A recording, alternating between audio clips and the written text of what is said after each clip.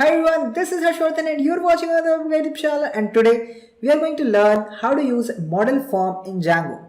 So remember, in the previous lecture we have created comment form, and now we have our user who can provide the comment, and we have the database where we can store our comments. But the question is how this information provided by the user is going to saved inside the database. And for that, Django provides us model form. So let's get started and implement model form in Django.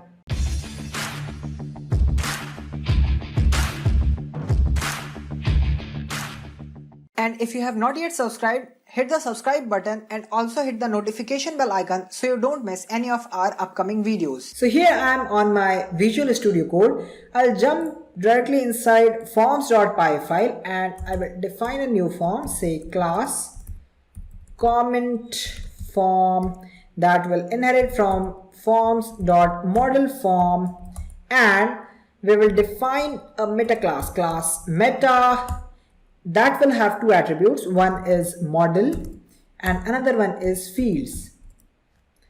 Okay, that is a tuple. Now which model we are going to use? We are going to use comment model. So I will say from dot models import comment, right? And I will provide model is comment. And what are the various field we are going to show to user? So just go to models.py and see, we have email and we have to display a text bar for email. We have to ask user for his name. We have to ask for the message or the comment that user want to share.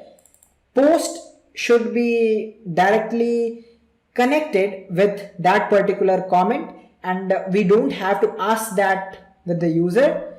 This created is auto now add. That means at the time when this comment object is created, the created time will be added, and we will define, that means the moderator will check whether the comment should be active or not. So these three fields, email, name and body, should be displayed on the user interface, right? So what I will do, inside fields I will provide name, email and body. Okay, so these three fields need to be displayed. I'll save this one. Now I will jump inside views.py file and I will define a view, comment view. Okay, inside comment view I will say request, and we have to create comment form. And for that, what we have to do, we will import from forms, that is comment form. Okay, now right here inside comment view you will say comment form equals to comment form. Okay, so when the request is get, we will create new comment form, and if the request dot method is post, we will process that comment form. So we'll say comment form is equals to comment form, fill all the information from the post data. We will check if comment form is valid or not. If it is valid, then clean data is equals to comment form dot cleaned data, and we'll just print clean data. We have to do a lot of things here, but for now we will just say we have to print the clean data if the form is valid. If the request is post, we will process all this information. But if the request is not post, then we have to create the new form, which we have done right here. And now we will say return render and we will say request, we will provide a template, that is inside template I will say my app slash comment.html, and right here we will provide context, that is comment form, and it is comment form. Okay, so now our view is ready, but we have not defined this comment.html. That's why we will jump inside my app, inside template we will create a new file called comment.html, and now inside comment form we will provide our form. So we will say comment form dot as underscore p. See here I have created completely new HTML, but this is not required. We can also inherit from any other HTML page that we will discuss in any other lecture, but for now we will do just like that. Save this, run the server, we will say python manage.py run server. Okay, we have started the server, but how we will navigate to this particular link, and for that we have to add the URLs. So we will go to urls.py file, we will say path is comment, it should be int pk slash comment, and now we will say views dot comment view with name equals to comment view. Save this, and inside comment view we have to provide pk. I will tell you why we are going to use this pk. See, user have provided the comment, but it's not associated with the particular post. We have to associate that comment with the particular post, and for that we need to use pk. Okay, that means primary key. Save this one. Once we are doing for remaining procedures, I'll talk about it how to do that, don't worry. So now we have created our URL for comment view. I'll just get back right here, refresh, and take this one. And now what I want to do, I just want to say /comment, and we got an error saying has method. And why is it? Oh, it's right here, it should be method. Save this and get back here, refresh. Great, so our comment form is ready, but we have to add remaining features of it. So I'll just add form, that is of post method, and we will control X, control V. We have to add srf token, and we also have to provide submit button, post comment. Great, save this one and get back here, refresh. Done. Now what I want to do, I just want to provide a name, so I'll say Harsh Vardhan, email is pappu@tappu.com. We'll provide body, good, post comment, check inside console. So right here you can see that we have printed CD. That means we have created a post request, we have checked whether the form is valid or not, and we saw that form is valid, right? Great. Now what next? Whether user have to write this link all the time to write a comment? No. For this, we will just add a URL inside detail view. Okay, just after the form, we will add a link, and we will say URL, and to which URL we have to navigate, that is my app comment view. Where is urls.py file? So this is the comment view present in my app. So we have to navigate to this URL, and that's why what I will say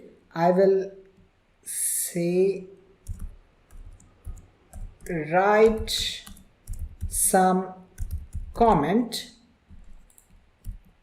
save this, and that's why I have written my app comment view.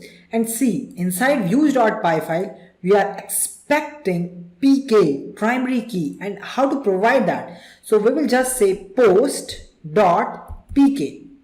See, here we have post object, and post object have PK, primary key. So we can provide any parameter we want directly through the anchor tag. Okay, now right here we will just say write a comment, save, and now what we have to do, we have to jump inside here, refresh, continue, and let's get back to list, get inside, write a comment, done. So now you can see that we have successfully navigated from detail view to comment view. Great. And now we want to save the comment. So for this, what we will do, we will just remove this and we will say new comment equals to comment form dot save, and we'll provide commit equals to false.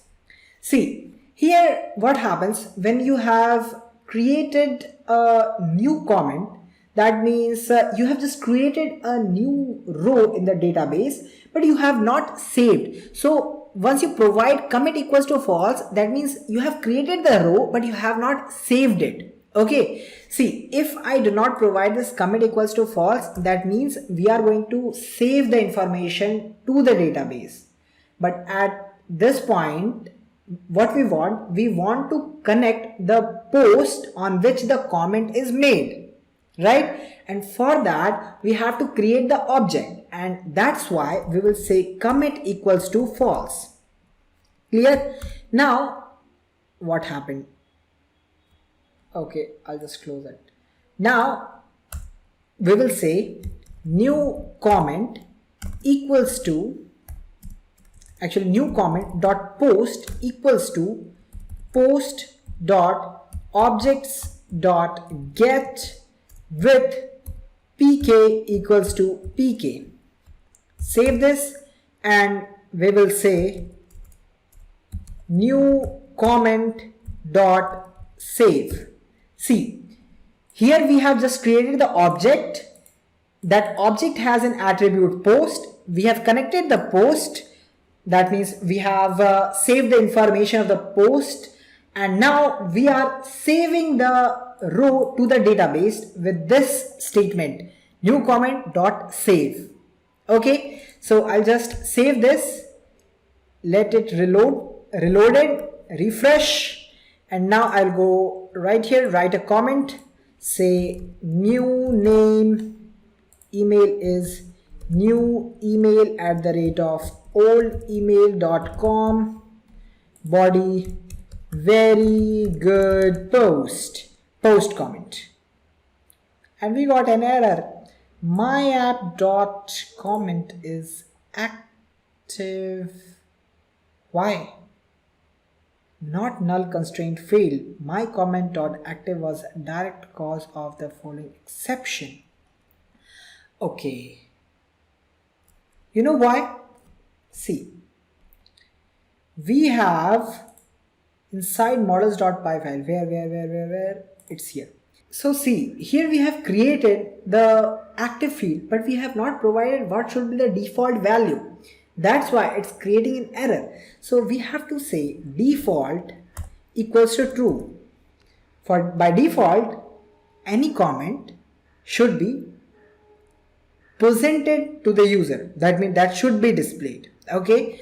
So again, we will save this. We will say Python manage dot py make migrations, Python manage dot py migrate. Good. Say Python manage dot py run server. Done. So get back here, refresh. And now let's check whether our